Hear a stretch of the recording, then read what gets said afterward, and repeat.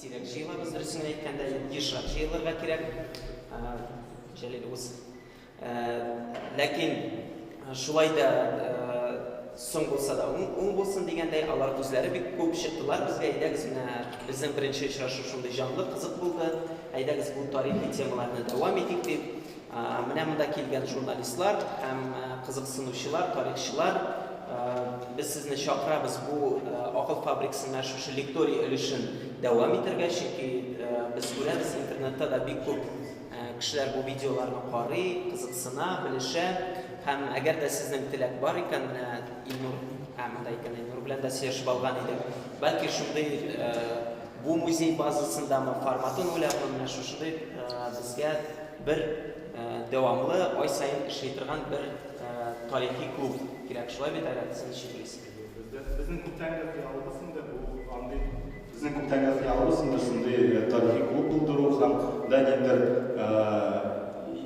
фикерләр алышу, ниндер идеялар, бәхәсләр тарихи хәтта бәлки шуларны алып бару һәм инде күбрәк инде Татарстан һәм татар халкы темасына кагылышлы тарихи сорауларны бу музей бинасында алып бару. Һәм шуңа сәламлар өчен сүзне бирәсе килә Марина Александровнага. Ул һәрвакыт безне монда җылы кабул итә һәм һәрвакыт рәхмәтләр әйтәбез монда килгән өчен. Дөресен әйткәндә, без аларга рәхмәтле. Прошу, просим вас, пожалуйста. Добрый всем день. Я рада приветствовать от лица музея истории Казанский Кремль всех, кто дошел до нас свой холодный снежный день. Я рада всех вас видеть и хочу сказать, что мероприятие, которое сегодня здесь состоится, было очень желанным для нас. Мы очень хотели собраться здесь именно вот в эти дни, когда празднуется очередной юбилей Конституции Республики Татарстан. Наш музей посвящен государственности татарского народа, традициям, которые складываются на протяжении многих столетий. Но расположен он на очень небольшой площади. Видите, здесь вот эти вот 19 витрин, это вся экспозиция, посвященная 20 веку, с 17 года до практически сегодняшнего дня. Естественно, это совершенно недостаточно для того, чтобы полностью представить такой огромный период из истории Татарстана. А Конституции здесь занимают небольшая витрина и круглая витрина перед вами. Хочу отметить, что тема Конституции, референдума стабильно вызывает большой интерес у посетителей нашего музея. Поэтому мы, конечно же, в будущем ставим себе задачу эту экспозицию расширить. Тем более, раз уж мы здесь собрались поделиться с вами информацией, президент недавно отметил небольшой размер нашего музея и поручил фактически создавать в будущем более масштабную и серьезную экспозицию, посвященную Татарстану. Пользуясь случаем, также хочу обратиться к вам с такой небольшой просьбой. Может быть, кто-то из вас также посодействует нам в создании будущих экспозиций своими знаниями, может быть, материалом, который хранится в семейных архивах. Так что еще раз говорю всем тем, кто здесь собрался, спасибо. Спасибо, что вы здесь, спасибо, что принимаете участие в этом обсуждении. Спасибо нашим уважаемым спикерам, которые согласились к нам прийти и принять участие в нашем мероприятии. Ну, я думаю, что эти ближайшие 2 часа мы пройдем с большой пользой и интересами, и передаю микрофон уже непосредственно ведущим и организаторам. До встречи. Да, рахмат бик зур. Хайрат, әйдә, дәвам итик. Без әйткән идек, бу безнең акыл фабрикасы, лекторий. Безнең лекторий гадәттәгечә кызыклы спикерларны без сайлыйбыз инде.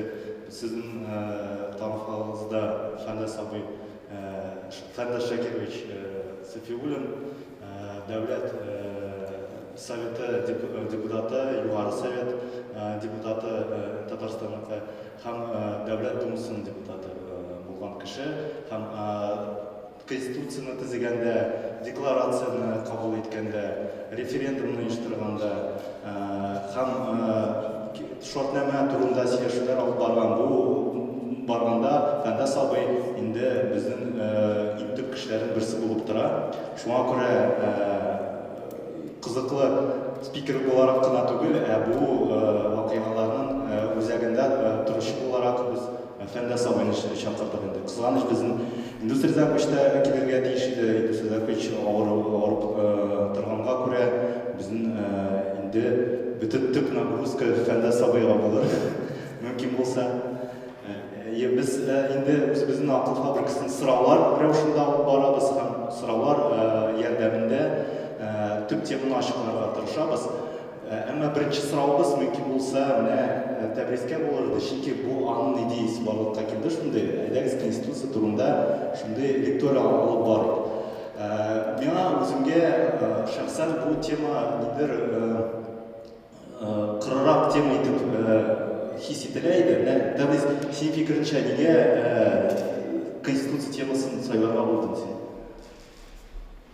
Дөресен әйткәндә, Конституция дигәч, менә мин гадәттә тема сайлаганда, яисә мәсәлән проект турында сөйләгәндә, мин үземне гади Казанда яисә Татарстанда яшәүче кеше буларак урынына куям.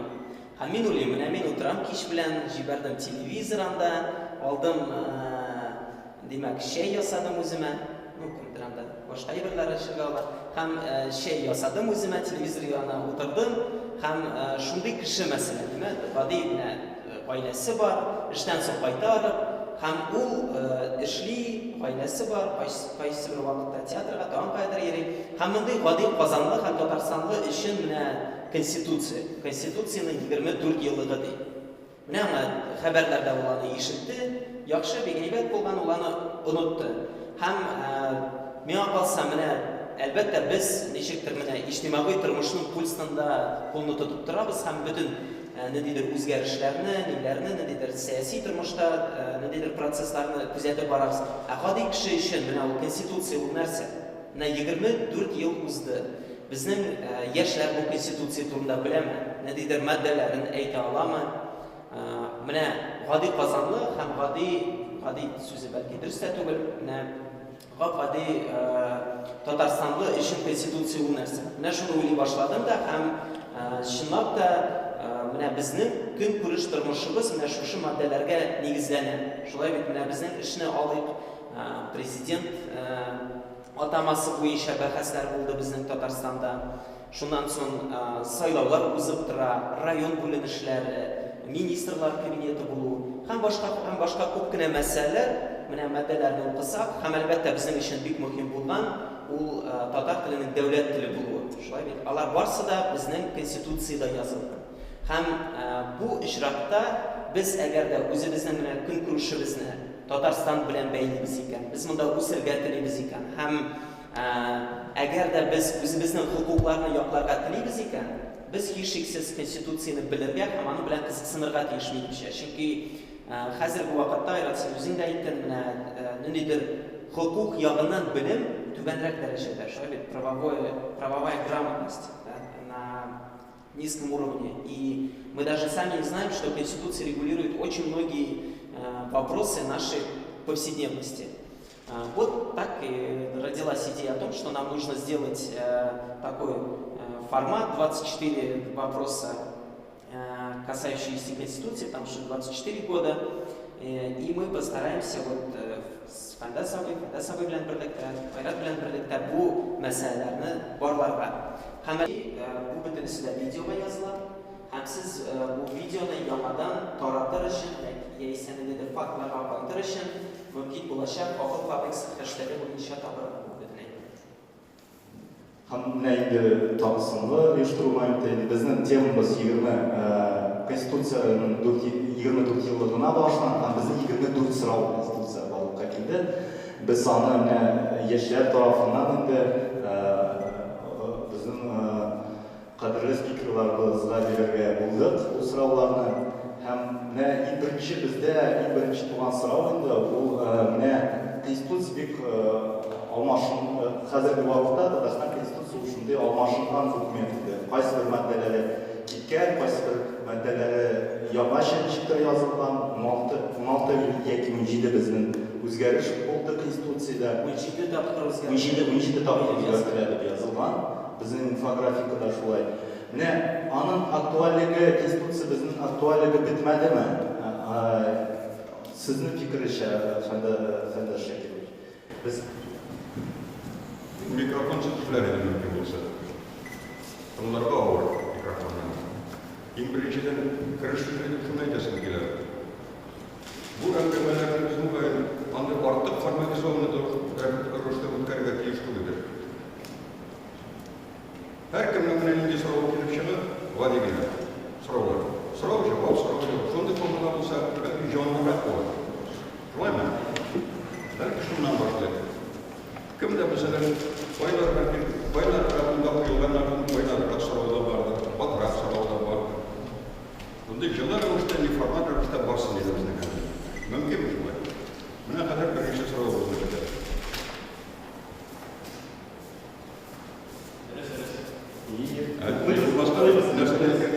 Актуальныйы тұрғындар, Конституцияның актуальныйы, үкіметтің актуальныйы. Оны бір сөз білген айтып болады. Конституция дәулет исән шағында бір уақыт болады. Конституция исән болғанда дәулеттің решені. Баштан нәрсе тұрды. Çünkü олардың халықпен негізі фундаменті. Біраз кіріш сөздердің чалайсы сұрау болмаса, бұл әйті бүтін қысқағынан тарихы. Әлі қадырген әмен сұрау алдылар, коридорда тарихы бойынша. Татарстанның декларациясы бұл біздің дәулет суверенитет турында декларация қабыл етуінің 3-ші адымы болды. 30 августа 90 жылда Татарстанның дәулет суверенитеті турында декларация қабыл ету. Бұл халқының ниетін айтты. Декларация закон түгіл. Оның закон күші жоқ. Ниет боларақ қана бұл закон. Біздің ниетіміз нәрсе айтып ниетіміз СССР заманында. Татарстанның дәулетшілігін өстіріп, дәрежесін, статусын көтеріп, союздаш республика етіп қойып. Не үшін бізге керек еді ол союздаш республика дәрежесі? Çünkü біздің автономия барамағында милләттің исән қалу мүмкіншіліктері культура жағынан, мәғариф жағынан, әхлақ жағынан, бар яқтан да милләт болып тіл жағынан исән қалу мүмкіншіліктері бек аз еді, көп мүмкіншіліктері жоқ еді. Өзіміздің құқықны кеңейтмеші, көтермеші, аны халқымыздың милләт боларақ, культурасы боларақ, мәғарифі боларақ исән қалдыру мүмкіншілігі келешектеріміз жоқ деп айтарлық еді. Шуның үшін біз аны көтеру керек. Шул ниет бір декларация қабыл етеді. Біздің түп, аннан екінші ниетіміз аны қабыл еткеш. Россия белән договор түзіп, яңа союз түзегенде союз үзгәрергә тиеш иде СССР. Ул үзгәргәндә біз анда кирергә тиеш идек. Ничек әйтәләр, мустақил оештыручы, самостоятельный учредитель. Турыдан-тура союздаш республика булу. Менә шуңа омтылыш иде безнең. Шул ниятемне, декларацияда әйтелгән ниятебезне закон формасына кертү, менә ансы конституция. Біздің конституция, декларацияда әйтелгән біздің төп ниятебезне законлаштыру формасы. Аларның икісінің арасында тагын бір шара болды. Референдум 92 елның мартында. Шул декларацияны раслау бойынша сұрауларын санап тұрмын. Ансы неге керек болды? Декларация біздің бик жеңіл өтті. Бірден тауыш, бір депутат, 250 депутаттан бірсі Бахтиев фамилиялы, битарафына тауыш болды. Ол оқылда қаршы болмады, битараф болды. 100% бірден болып өтті, барыс тарафынан да. Россиядан нәрселерін көрсетмеді. Соңырақ біздің ниетіміз ашықтана башлағаш, бізге шынды шетелер келе башлады. Сіз мені номенклатура жиылдыңыз да, Совет партия номенклатурасы депутатлар декларация қабыл еттіңіз, халықтан сұрамадыңыз. Мына шул шик анан соң бик нык күшәя башлады.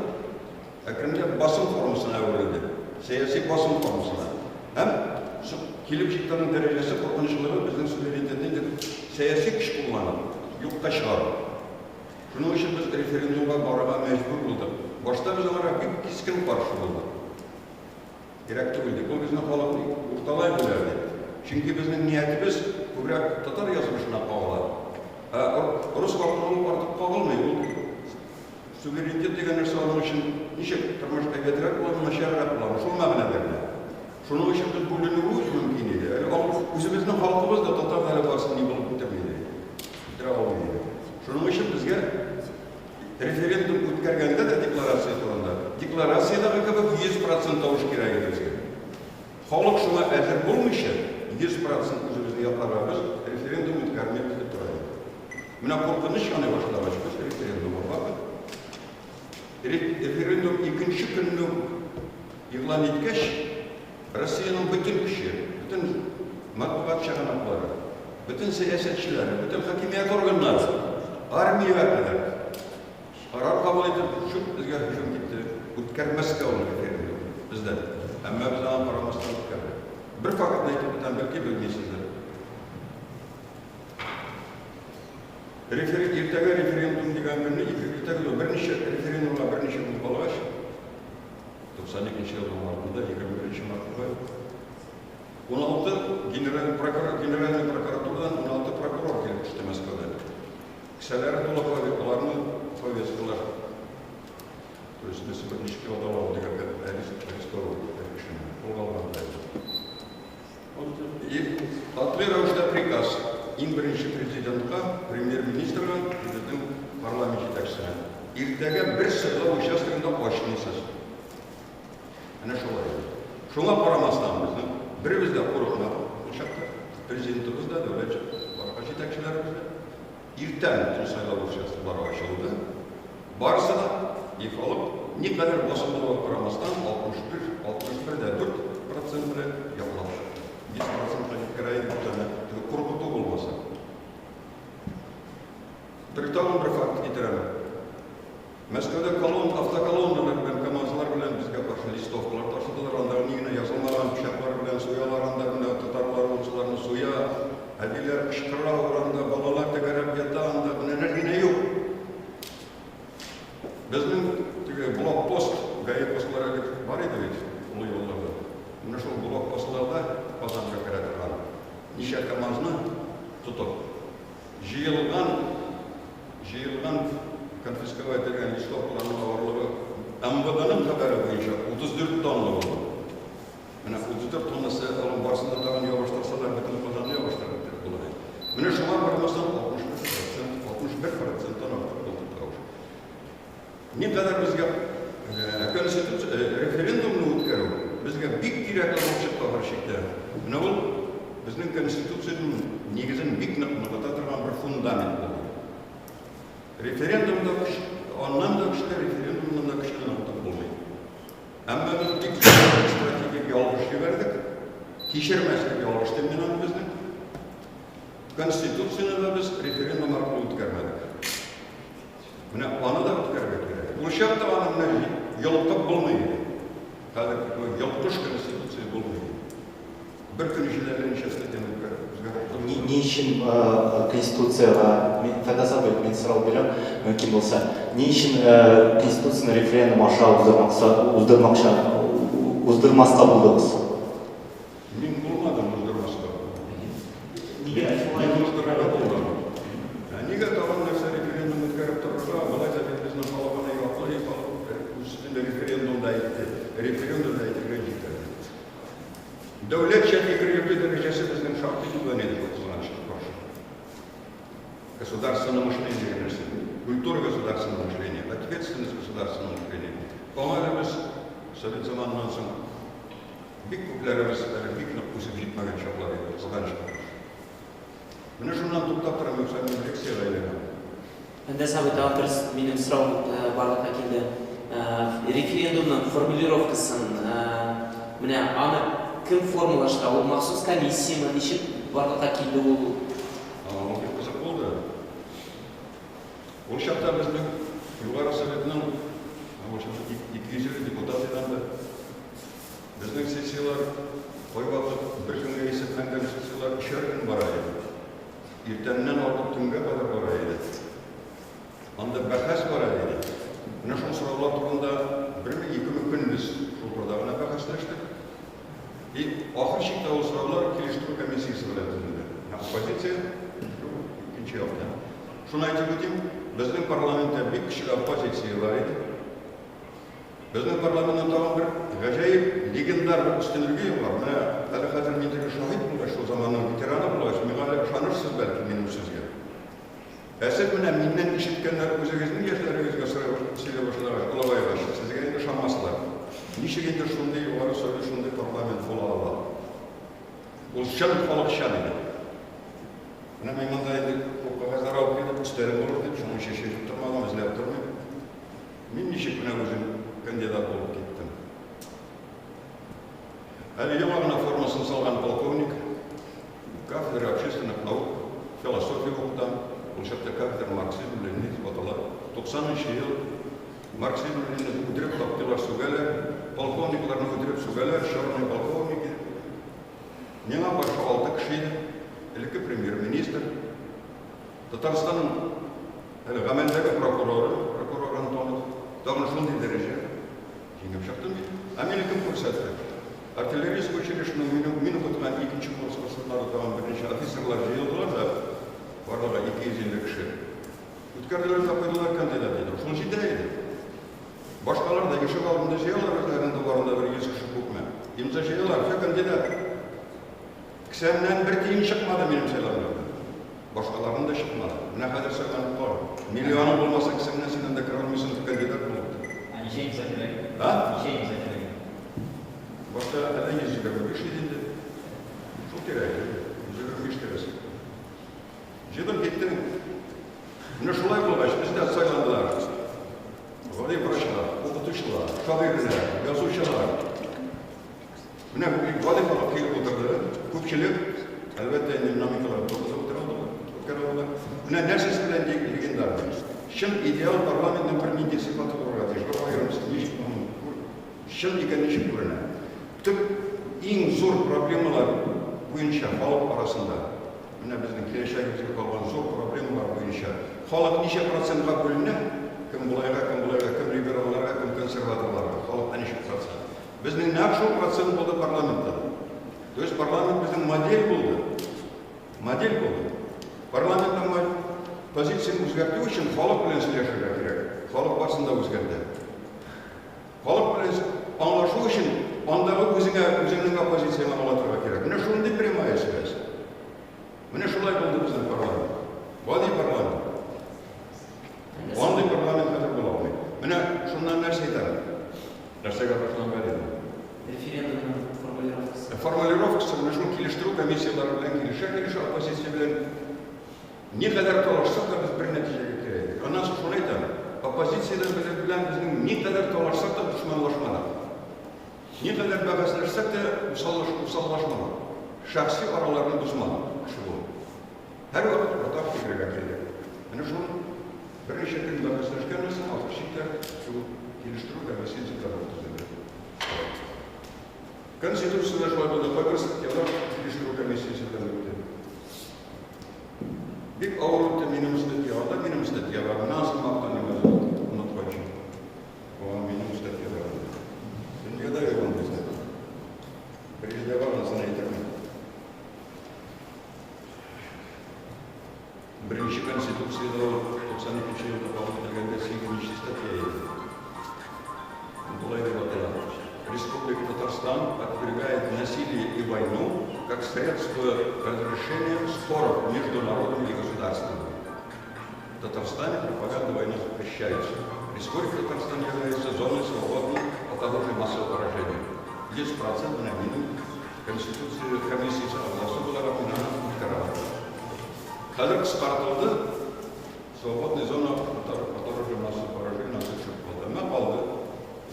Демек, Татарстанда соғышны пропаганда тыйыла.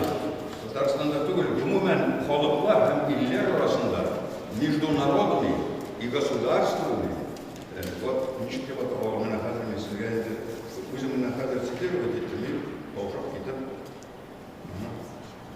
Бізде бұл мәдәгә игътибар иткәнлек, алышмасам башка илләрдә бар, шулай бит.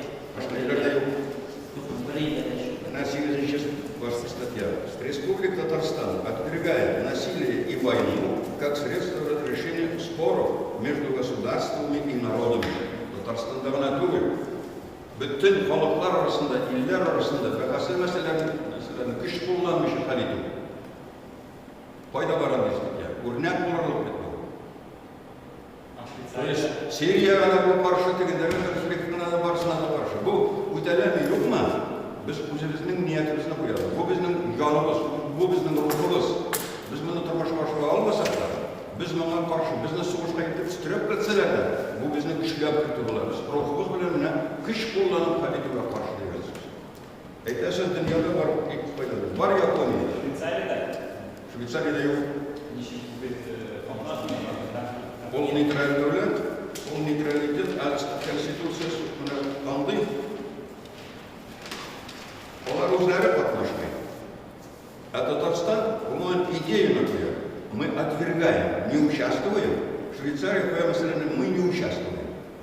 А мы вообще отвергаем. Философский магнат. Япония Конституции создавала 9 статья. Анда была yazılan bir статья, bir глава, Ташкентте, иkinci глава. Искренне стремясь к миру во всем мире, основанному на справедливости и порядке, народ Японии навсегда отказывается от войны, как суверенного права народа, от угрозы или применения силы как средство разрешения международных конфликтов. Японлық yazılan еңбекшілердің басылу нәтижесінде, Американың басылу, екіншіден yazılды. Басылудан yazılan, өзектері білән көрді.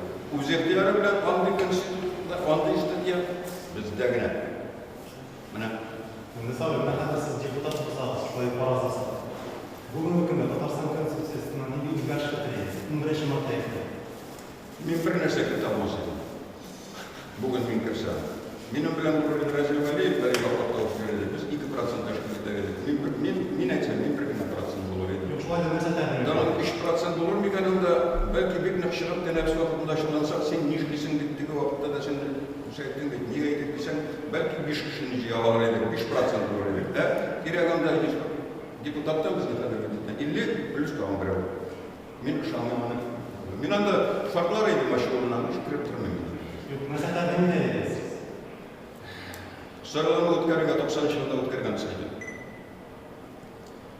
Ол халық вакилі, халық жиылышы болуға тиіс парламент. Парламент бетін нәрсе деген представительный орган. Мен Бакойды менде өзімдегі оқытушыларымда бола тұрған ғадат бар, назидательный спорта. Білгенді де айтар тұрғанымда, сіз білгенді де. Парламент ауыл жиылышынан өзінің түп структурасы білен біріншіде айыру. Мына ауылда ауыл жиылышын өткерелер. Анда семьядан бүтін семья бар ма? Ер айта қатынына бар, сен бар, мен онда үшін бар, қатын айта сеге саусын бар, міне сен бар. Міне ауыл жиылышына барған жиылышта қатынашушылар, бұл шушы ауылының депутаттары, ауыл жиылышының депутаттары. Ола айтып жіберелер, анда қиылықты тұтырында, қиын ремонтта тұрында сөз болашақ бізнекін айт. Мен бірінші бізнексін дедім. Қойтқаш, сен айттың мен? Жоқ айтмады. Міне сен нашар болса, екіншісінде өзім барам. Міне бүтін халықтың жиі атырған жиі майдан жоқ бізде Татарстанда. Онда бинада жоқ. Міне 3 миллион 800 мың кішіні отыртырған жоқ. Шының үшін біз анда жиылышта вакиллері біз неше береміз. Депутат ол өзінің вәкил. Міне 90-шы жылғы легендар біздің Юғары Совет бірден тарихта. Бола тұрған дұры. Ол вакиллер, халықтың вакиллерінің жиылышы. Қазіргі парламент. Ол хакимиятта хакимияттың вакиллері отырады. То есть представляет не народ во власти, а власть во власти. Шулық власть, шының вакиллері шында отырады. Оларны түйіндірушілер, финансшылары, крупные директора, там, олигархи, там, и так далее, предприятия, должностные лица. Бұл вакиллік орган түгіл біздің парламент. Бұл форманы өзгертпейше, шын сайлауына қайтарып, шанда бір нәрсе өзгертіп болмайшы.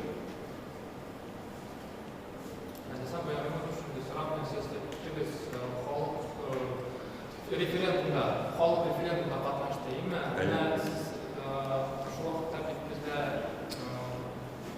халықты бұзу бұлтамды, татарлардың да, орыстардың да, национальный движение бұл еме. Күдісінше өзінің тоғышларын кім нәтіп берді, сізде санаулар бар ма, орыстар ма, татарлар ма, Татарстанда yaşayanlar, осы сұрау.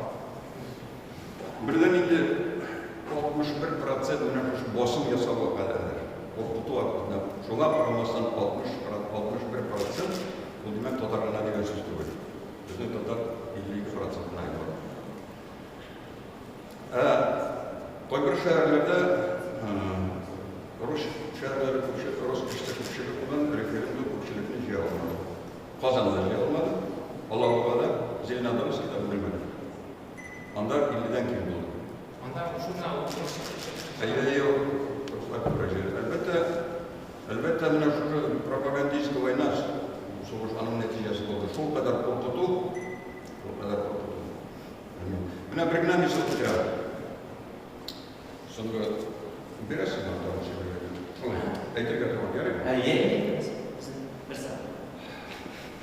Соңғы басым шарасы болды референдум өткөрмәскә Россиянең Югары Советының утырышы бер акшыма багышланган. Шул Россия Югары Советының сессиясына бездән чакырдылар 2 делегация. Фәрит Мөхәммәтшин, безнең спикер, председатель. Рөстәм Хафизов китте, комитет рәисе, закончилык буенча. И нәкъ шундый бара экзекуцияларга инде. Үткәрмисез, әйтәбез, бөтен чыгышлар шуңа. Шул вакыт Фәрит шунда залда утырганда, сессия барышында әле тәнәфескә кадәр кинәт зур ишек ачылып китә боковой ишек.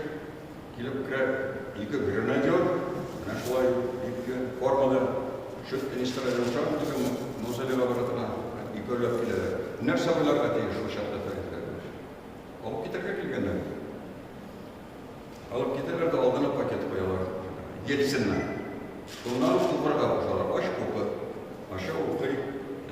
Немедленно отправиться в Казань, на родину, собрать немедленно внеочередную сессию Верховного Совета Татарстана и отменить референдум.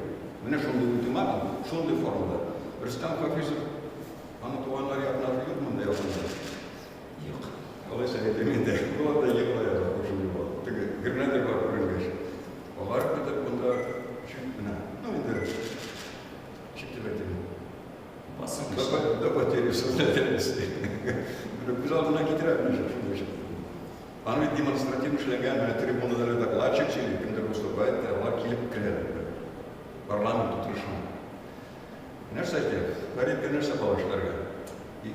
Тиз генә утыралар да кайтып китәләр Татарстан поездына.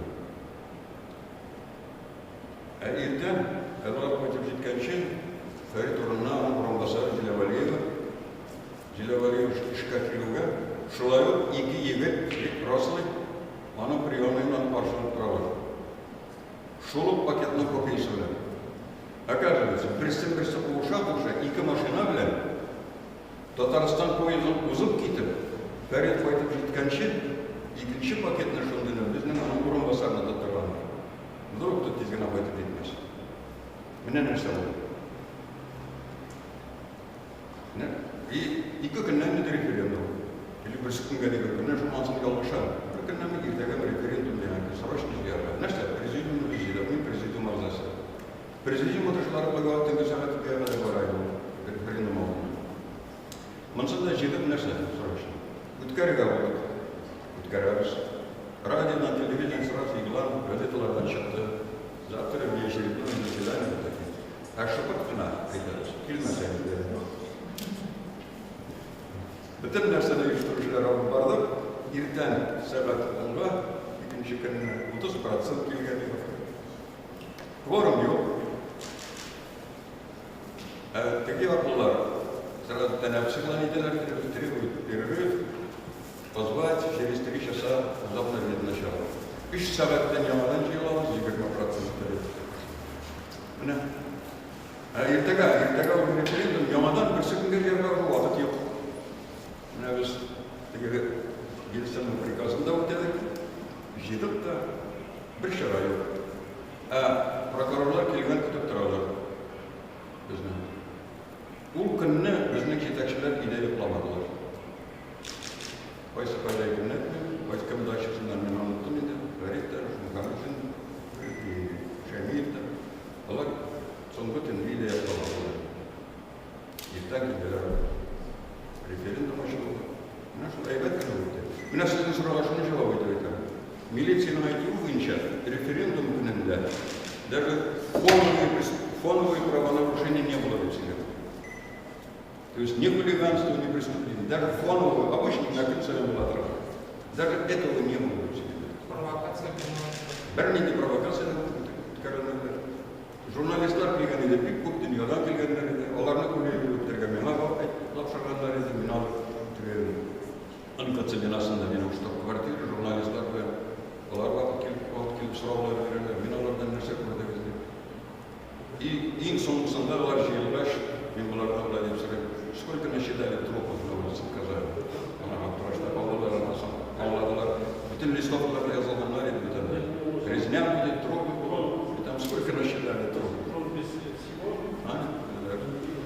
Прошло бәйрәм формасында өтті.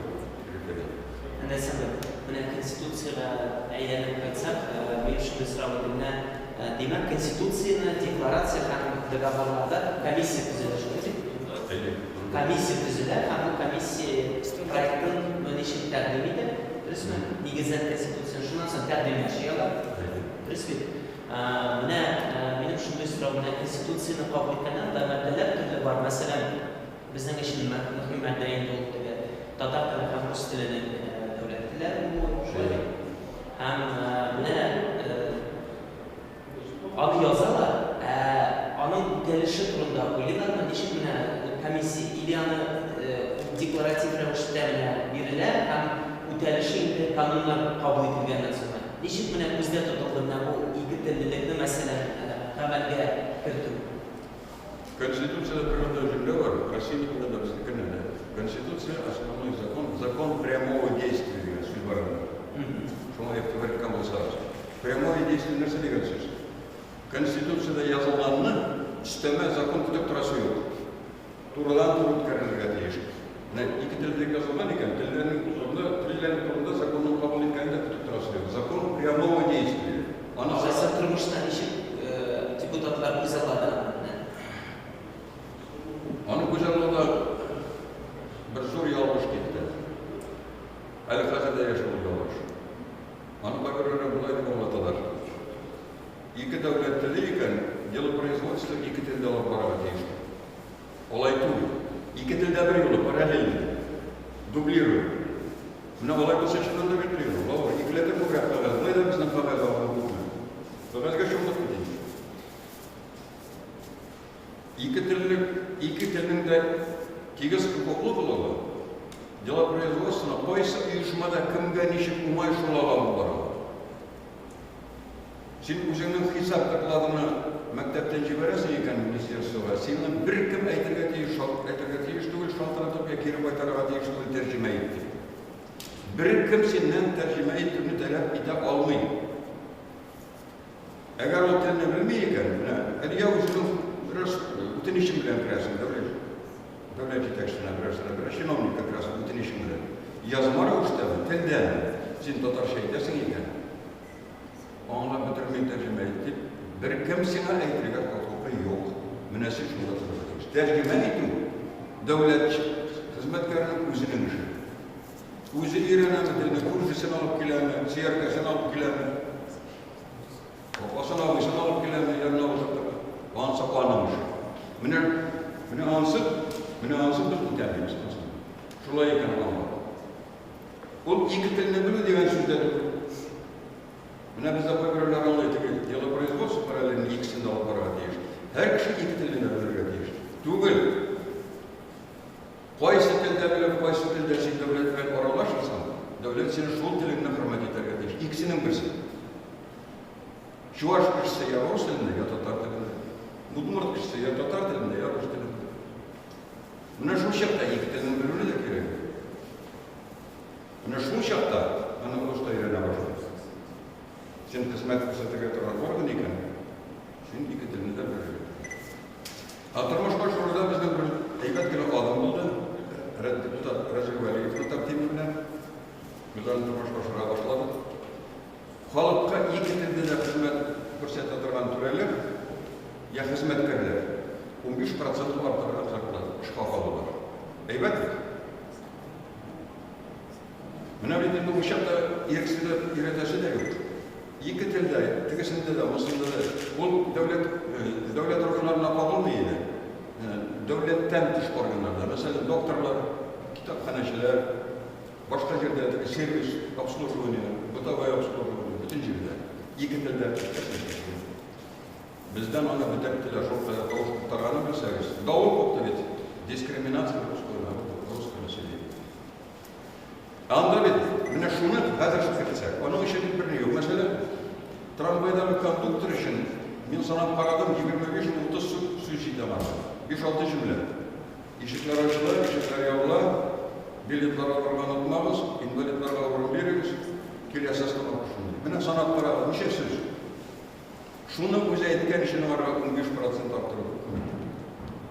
Ya vraş, evi yanlarında, evi koysayacağın orta, nersen orta, mınamına iş, mınamına tavuk yağı. Ne oldu? Şimdi belki 100 söz gerektir vraşlar. То есть, проще говоря, iki til bilen yerden koşardı, koymakçıda o квалификационные требования kurulacak. Квалификационные требования. Doktorga alıp gerek değil, senin bütün Tatar edebiyatını bilimi, edebiyatının bütün işini bilimi. Buna bu senin квалификационные требования boyunca avrular bilen hizmet gösterilir. Sorarlık, onlarda доверие gösterilir. Ne şu derecede bilse, buna şundan hazır özümüzden duralım. Niye biz? Şunu özümüz talep ediyoruz. Buna bir misal alalım, bir zaklı misal. 22 sentyabrda benim kitabım çıklanıyor şuna, prezentasyası oldu. Demedim 80 yaşında da ötkürdiler, şunların karşısında. Şunun senaryo, kimге gerek olur? Talebide olanlar, rejissör, polis adamı. Şoförler geri kaytarganlar tercüme edip gitti. Yani bugün,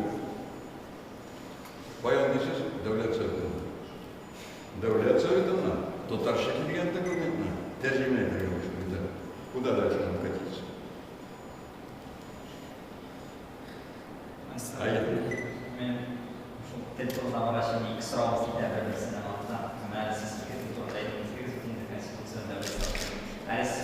ничего бұл закон негізденерге іштерге тиіштіп еттіңіз, а бұл сіздің пікіріңіз бойынша яки бұл дүния көлем опытына қалып бағалау, мәселен Швейцария түрік дәулеттілі, Финляндиядан екі дәулеттілі, шведский, финский и так далее. Бұл дүнияда да мәселе екінші ұланған текемді екіншірек. Ансы бірінші момент, һәм екінші момент не 90-ші жылларда Татарстанда күшті шақта бұл закон жеріне жеткіре алмады Татарстанда. Даже мен вывескаларға қарағанда да қазіргі уақытта проблема Татарстанда, мәселен, біздің күшті Башқұртстанда да енді анда хотя тілдер турында закон 99 жылына шықты, то есть келер алдым. Лекин анда әлегі уақытта анда вывескалар бойынша проблема жоқ, анда һәр кейбіт мен имір үстіміз екі тілдер бар, не Татарстанда отырмыш. Бірінші сұрау бойынша шет елдерде бірінші дәулеттілік болған елдерде тәртіп мен әйткенше түгіл, менде олар әйткенше. Керісінше? Yok, mən bilməm, bu cəmiyyət əşəkləri etər, o alay ağır, alay mümkün deyil. Demək siz negizləndiniz mi? Onlar təcrübəsine. Bugün məsələni çıraklar doğuşda, Popotlu devletinde, yol üstünden, orada, Rumeniyada, Vengriyada paralı. Vengriyada mesela 8 ata-ananın заявлениясы бойынша milli klası açıldı. Венгр түгіл. Оларда 20 milli aşçılık. Бірсінде әлі республикасы да yok. Хорватлар, сербlar, ruslar, болгарlar, тағыларында қазір қателер келді. Сондайлар. 8 ата-аналар, 8 баланың ата-аналары заявлениясы Венгр мәктебінде Венгр түгіл ашылды. Міне бітнеше. Ondan sonra ben baksana hatırlamıyorum. İnşallah 2001 yıllarda. Eğer milli klasını tamamlayırken Bulgar yigiti, Bulgar kızı Vengriyada. Okuğun Bulgariyada devam ediyorlar. Stipendiyini Vengriyada alıyorlar. Özünün ana vatanına varıp okulu devam ediyorlar. Yuvarı bile ne olur. Ona kuzalgana getirersin. Buna şunu Rumeniyada şunda kadar. Ondan sonra bu 2 yılda Oz milleti bilen bu milli cemaatinin avzaları soylavlarda 2 tavuşka iya, parlamentte 2 tavuş. Birisini libere özünün milli kandidatına verip, ikincisini umumi Vengriya ya Rumeniya kandidatına verip. Rumeniyada 17 şunda milli açılık var, Tatarlarda vardı. Ruslarda var, Lipovani деп аталады. Her birisine bir kvota депутат парламентте. Мына her millet, мына bu группа, белгіленген группа, Rumeniya парламентінде олардың bir vakili var, обязательно. Şunun için parlament sayılığında бұл 2 mərtəbə тауыш береді. Бірісін мына өзінің milli uyuşması isminden, бірісін umumi Rumeniya isimлегінен. Ne bir zaman var bir tek yarar. Ben de sonra. Eyvallah. Ben siz sanki şeyler konstitüsyon tabanı kabul ettiği bekleriz. Böyle popular da bekleriz. Yok, konstitüsyon kabul ettiğinde referandum. Konstitusiya ne için 2012 yılında şunu bitirdik yapalım. Bunun neticesi mi ise başka sebep mi? Ne için? Parlament tutacak. Parlament halk vakilleri var bulunan dedi.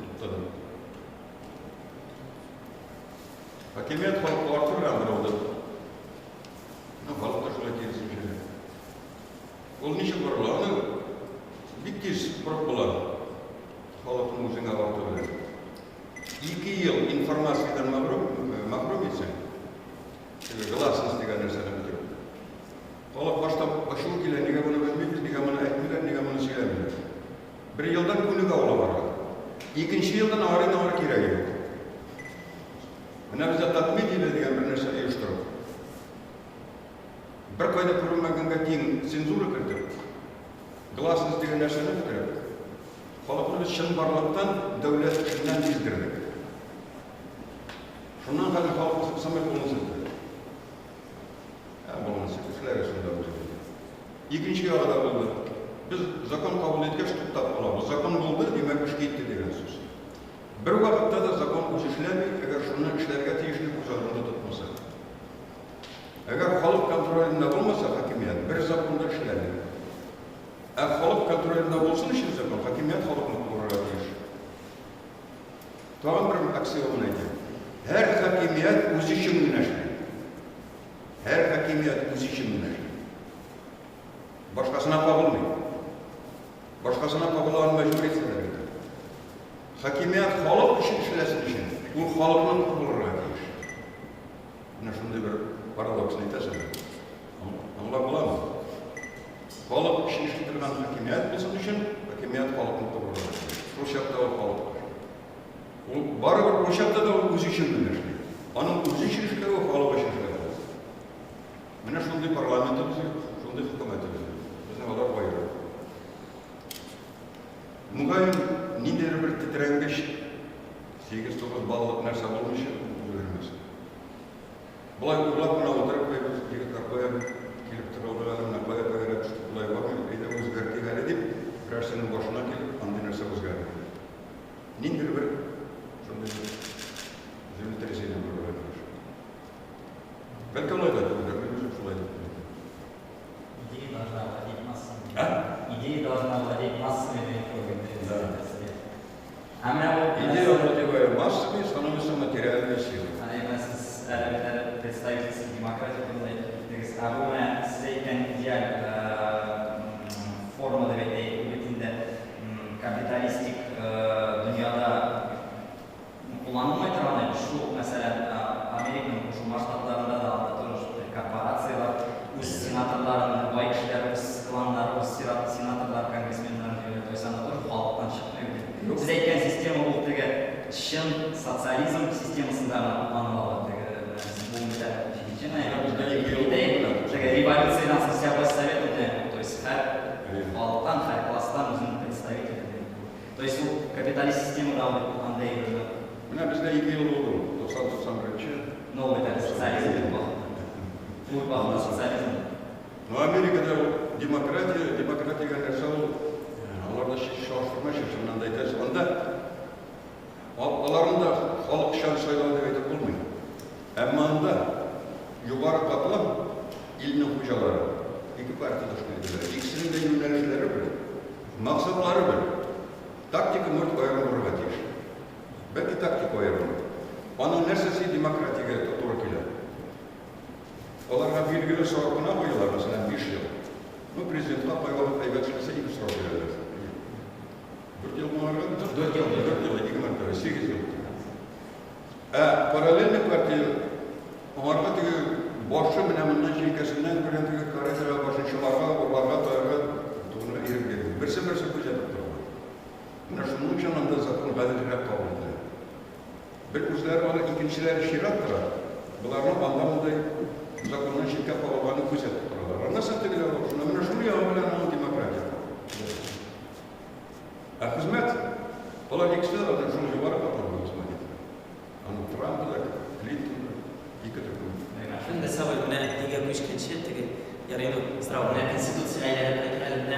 әйтегез анда біз дискуссиялар оештырайық, анда заседаниялар көне буе.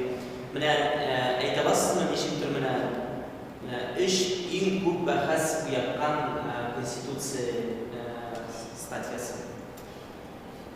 Яисә бер, бәлки шундай аеруча бәхәстер. Ике килештирүү комиссиясында булгандан шуларны хәтерләп, берсе гражданлык мәсьәләсе, берсе армия бабы мәсьәләсе. Минем тәкъдимемдә була иде. Ул чакта ички сугышлар башланып киткән чакта, ички полк республикаларда Татарстанның нейтраль дәүләте игълан итү, ички сугышларга карата элекке СССР илләрендәге, элекке СССР республикалары территорияларында барган сугыш конфликтларына Татарстан Россиянең нейтраль дәүләте. İnanın kararlar. Bu bakaslar doldu. Gражданlık turunda şöyle oldu. Anda bakas oldu. İşte neticelere vermeyip, nu ortak fikir var olarak kabul edildi. Bina onda kabul edilen, kilistro komisyasının üzerine kilişken. Bina iki mesele bu için bir protokol.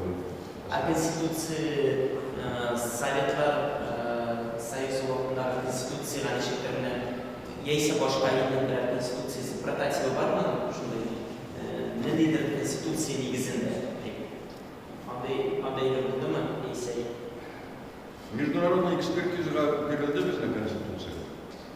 Ул экспертизаны үтте. Һәм халыкара норма, хукук нормаларына туры килә дигән нәтиҗә ясалды. Анда мондый эшләр булмады.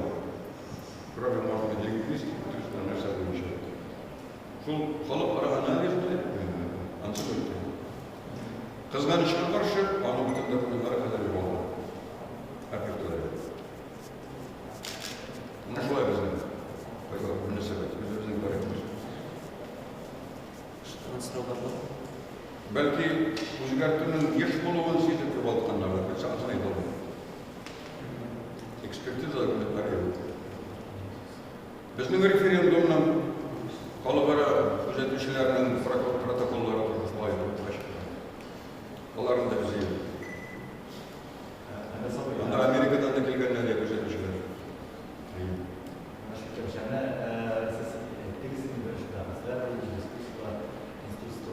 Аның конституцияның бірінші проекті болады.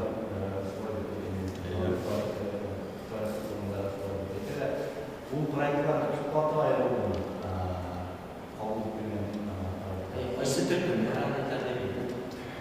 Конституцияның екі проекты бар.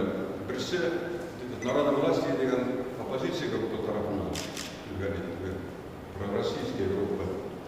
Ансында Россия нормаларына якынлаштыру турында, біздің суверенитетті кеңейту турында, суверенный дәүләт деген алдырып калдыру турында күбрәк Россия растенер беру.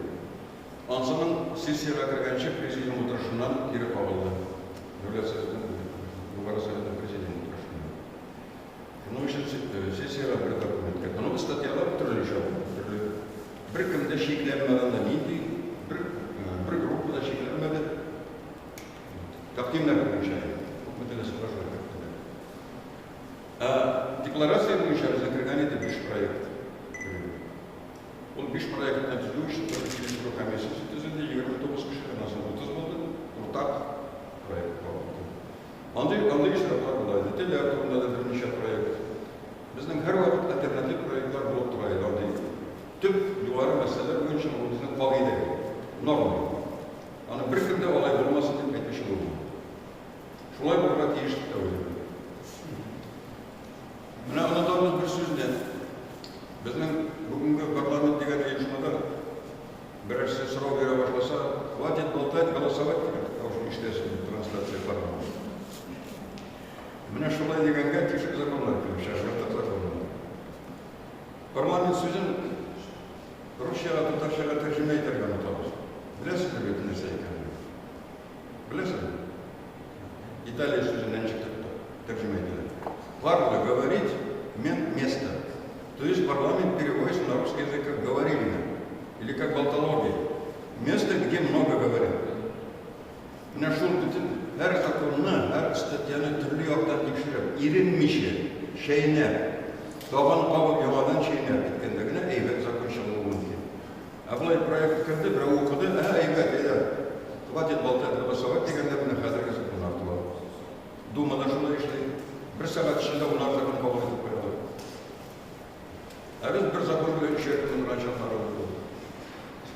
Hozir bizda Gossovjetda Toshsha yashalayotgan animatsiya Kirov, Dunyo Tatar kongressi, Anson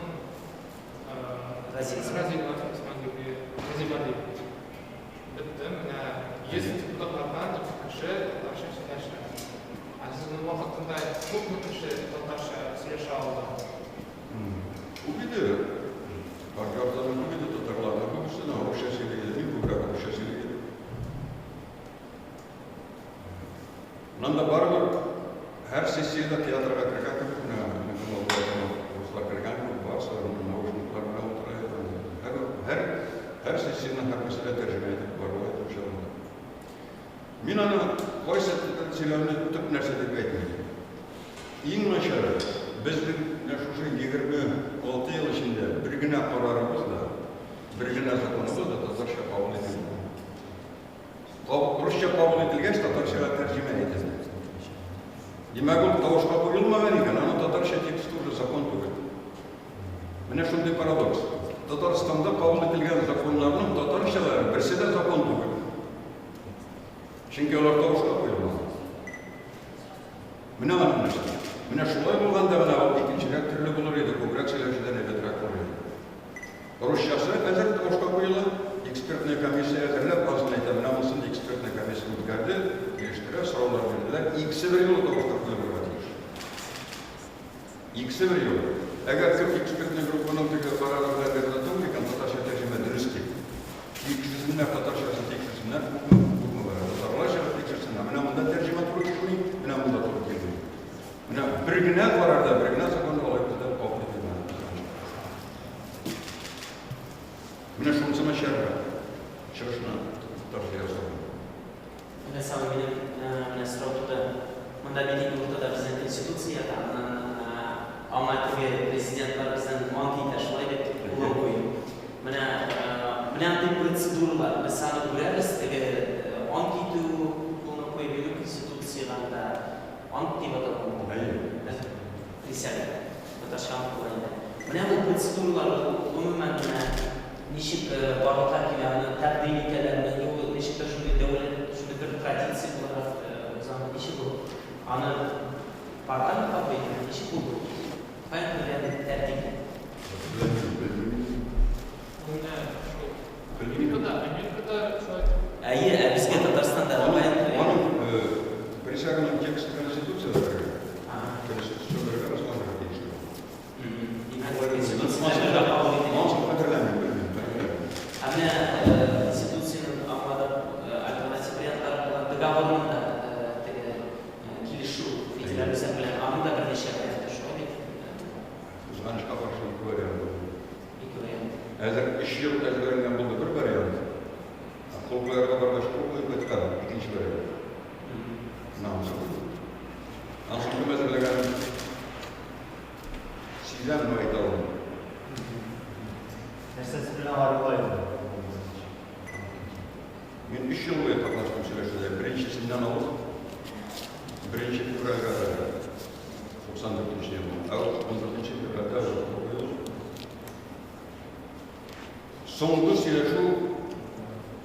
Sonuncusu, Yama yıldan başlar, 94. yılın 1. fevralga kadar Rafael Hakim'den Moskova, Ansamın переговор tugulida, iki әзірленген проектна парафирование деп аталады. Олар яғындағы текст, біздің яғындағы текст, келешілмеген нәрселерді келіштіру. Біз келіштірмейміз, мына айтамыз да, мына мында Шәмбиевнің пікірі былай, оланда қоя, біз аны тұтамыз да Москваға шығамыз. Тегілерде Ельциннің пікірі, екі президент есебіне қалды. Шул екі делегациясымен біз аны бір ортақ пікірге тырышамыз. Ортақ пікір болғаш, тағын қайтып тағын айтамыз. Үнтелі сөйлешіміне шол. Ярайды, ярайды. Тегілерде ярайды болып қалады. Мына парафирование сөзге жümlеге келіштіру Рафаэль белән соңғысы болды біздің.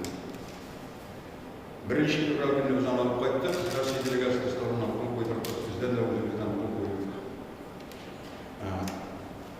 Қол қойырға екінші проект болған. Біз анда айтқан дегенбіз. Неше келіп шыққанмасын, анда сен тұрасыз. Келішме, просто қорқадан көріп келішме. Yazıp kadırız. Yazdım ben. İdil jurnalında basılıp çıktı o şöyle. Rusça Tatarca. Ondan sonra benim bir güzel bir çıkan kitaplar var. Yazdım ben onu öğretmiş. Şahra işi. Tigiyalta. Sergi Şahra işi. Yarış. Ben biz ne yaptık bir gün. Ayarım tarafına. Şu kafede yarış. Tamam, sıralarız. Aynen. Siz bir soruş, iskara dolu bir yöntemden eğitiriz. Aynen. Neresi bilen sorunu boşlasa, bizim ülkelerde, bizim yıllarda, Tatarstan'da yaşayan ülkeler olduğunda, neresi olan mı? Olmuş işte. Olan. Olan, hani yaşayan, özellikle sürücülerin olan. Biz ana kerek babamızın soğuşuna başlamamız bizden. Soğuş bilen halitini kerek babamız. Eğer bizge içinde agresiya keleyken, ilini saklarası mecburuna bağılmıyor. Bizge yok keleyken bizden bizge. Bizden böyle. Onun ilini saklara tiyişsin. Ama mene bahaslı mesele çıkanda. Mene biz seni olay sakız mene olay itadı ki, kış kullanı bilen yana. Tanıklar kırdı. Bugünde kırdı. Biz ana kerek babamız. Biz ne mecburi hisselerde biz ana bugünden biz marif başlayabiliriz. Ama onlar da kış, onlar bizden mecbur ediyorlar. Ama bana şu özümüzün niyetimiz ne? Bana kişinin iriksizler dininden şokundurganda da bir dolu. Cezalağa riza olan, Novid Barbara'da bu üz fikrinde falan. Şöyle işe olan kresin alıbada da payta yalnızımızda. Bana bu bizim dindeki kabuk niyetimiz bu. Bir meseleni de kış kullanıp kalifiyeramı halklar arasında. Bu bir vakitte de halkını birleştire almıyor. Eğer iki halk arasında uzara bahas arkasında şiksizliği kan bilen bilgilerini öteyken o yüzer yıllar, bin yıllar yavuşun bizden biliriz. Şunun için iki şeklin arasında kan tamızına hiç de yol koyarak gerekiyor. Başka şey talaştığında ne kadar kapatırsan da granisi işini bu razdelene proje. Dolayısıyla birleşim var. Kan koyulmanda bu bitti. Ne kadar Ukrayna bilen Yaman birleşmenin büyük Avrupa salonuna giderim. Şiv arkalı kalın. Halklar arasında. İki teritori arasında da iki kolu arasında kan şiv. Bizim filosofik negizimde bizim statyanın şu. Bunun için oranın mengelik uzması için kış kullanımının başlatırga gerek деген söz. Dürüst değil. Kızganışına karşı biz anı bir reklam yasanıyoruz bu statyaları. Bu ideyi biz bir vakıfla var atıyor. Bu minnet olan ideyi değil. Kış kullanmayı, ненасильственный мир деген понятие Горбачев zamanında Жапар Неру Индияда bizim Indiya bilen yukarıda şunda dogovor tüzülgen edi. Dogovor o ненасильственном мире. İki il arasında bir meseleni de kış kullanıp halitini bozdular. Bu bırıngı vaktında kelgen anı kış kullanmış halitini değilsin. Başka yerlerde de böyle bir kitabı var. Bunun da doğan ideyi değil. Ama hemen bir şey derler ki, şu kış kullanıp halitu bizne ilimizini de izolasiya yapsak. Başka kalıpların özümüzden bizlere başlıyoruz. Korkuta var.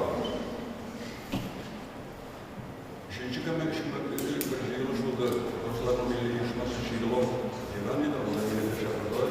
Onda da Rus kişisi bir yakşı fikir etti. Pamilyası Stepan kolay. Kolay etti. Rus işimi bir şey yapsa Tatar kolay değil. Татары хотят, чтобы им завидовали, русские хотят, чтобы их боялись. Нашел характеристик перед Степаном. Пусть нам завидуют. Эту идею мы onlardan başlatmaya gerek yok. Hem bir kemden korkutarak atıştı. Hem bir kemden korkarak atıştı. Dürüstlük bizim yaptı bu var. Şunda yetkin salıp kalıp olmasa bu konstitusyonu istedi. Aynen. Soal kita saja tentang Tatarstan Konstitusi'nde 14. madde var. Tatarstan Respublikası'nda yaşayan Tatarların Tatarstan hukuklarını saklamak için. 14. 14. Onu Konstitusiya kırkanda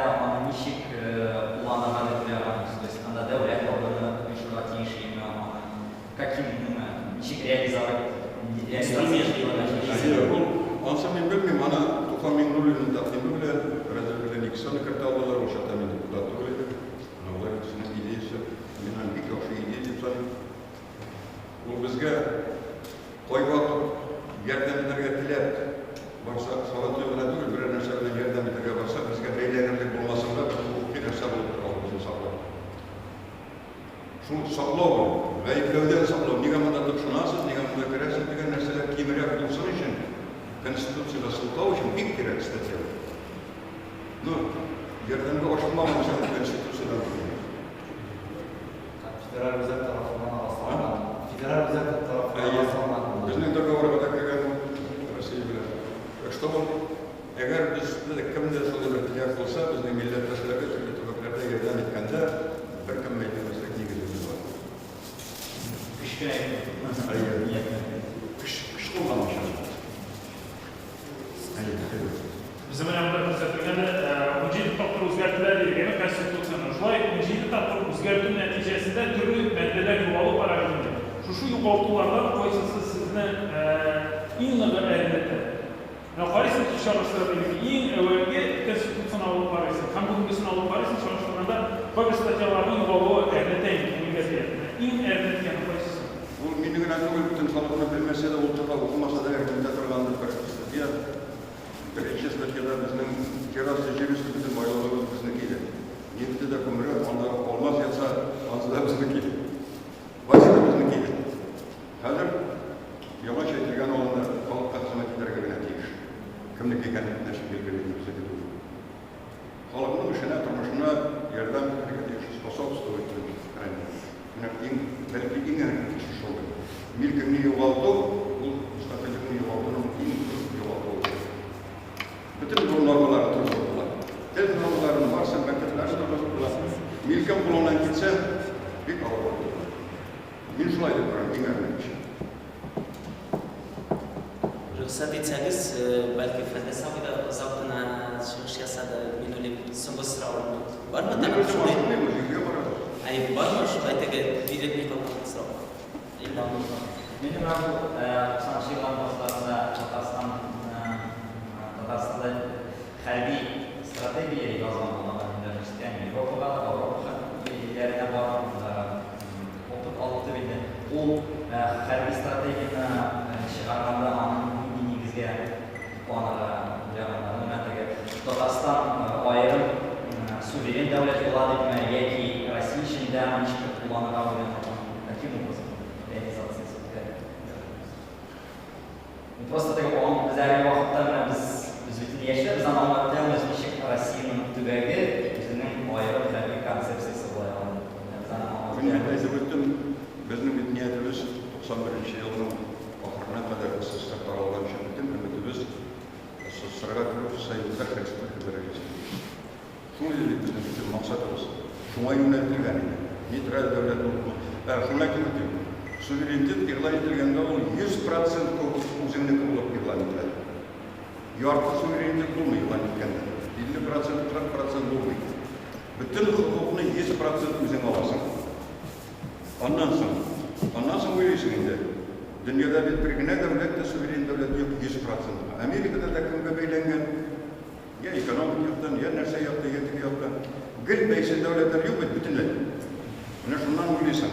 Biz oldik Tatarstonda shunday o'ylaymiz. Qaysi narsa bizniki to'g'ri? Narsa bizning kuchimiz. Oborona, diplomatiya, внешняя разведка, kosmos bizniki to'g'ri. Mansab делегировать etamiz federalniy centrga. Так?